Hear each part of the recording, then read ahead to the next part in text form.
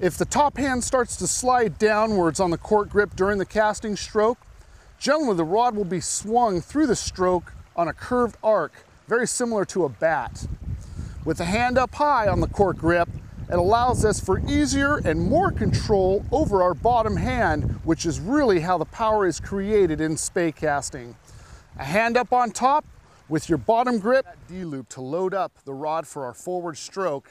It's time to make that forward casting motion. Forward casting motion in spey requires the rod tip to follow a flat, straight path forward to the target.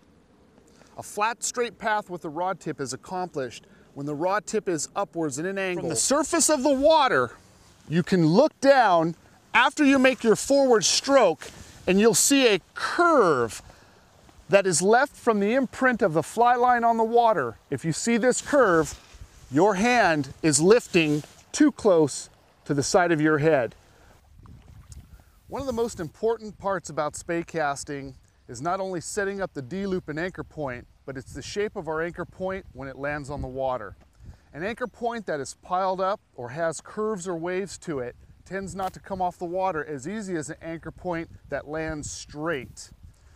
The appropriate setup for a single spey is a lift that is vertical.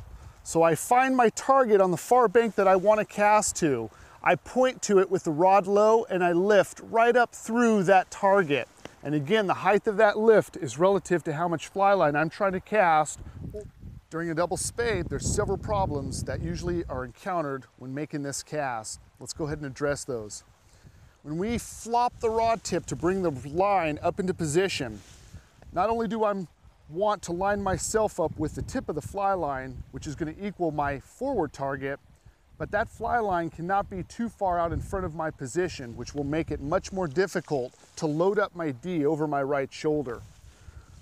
It's nice to know a few different casts just because of wind conditions, sink tips, floating fly lines.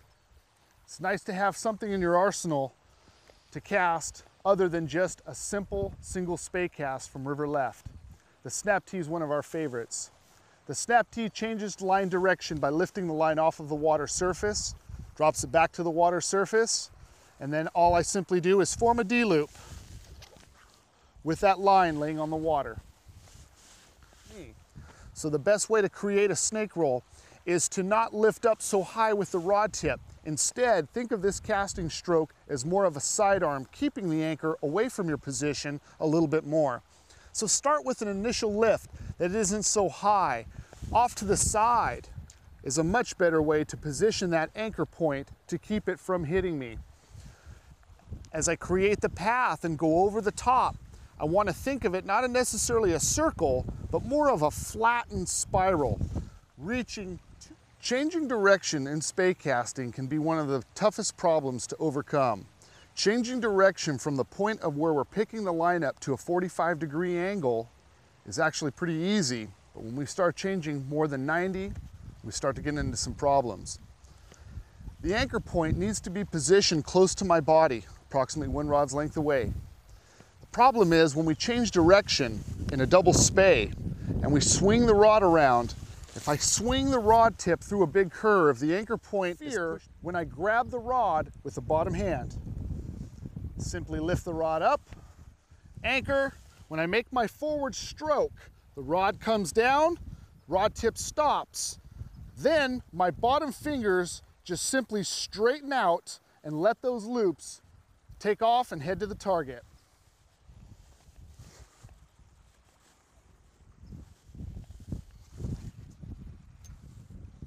That makes a really effective way to manage fly line when you're shooting distance.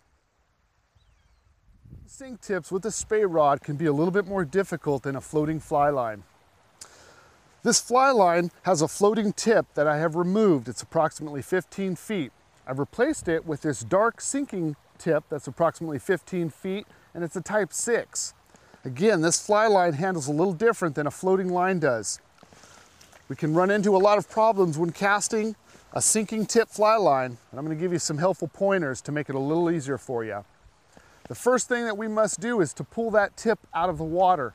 In this case, this type 6 is going to sink a little too deep, to just want to lift off the water and go into my regular casting stroke.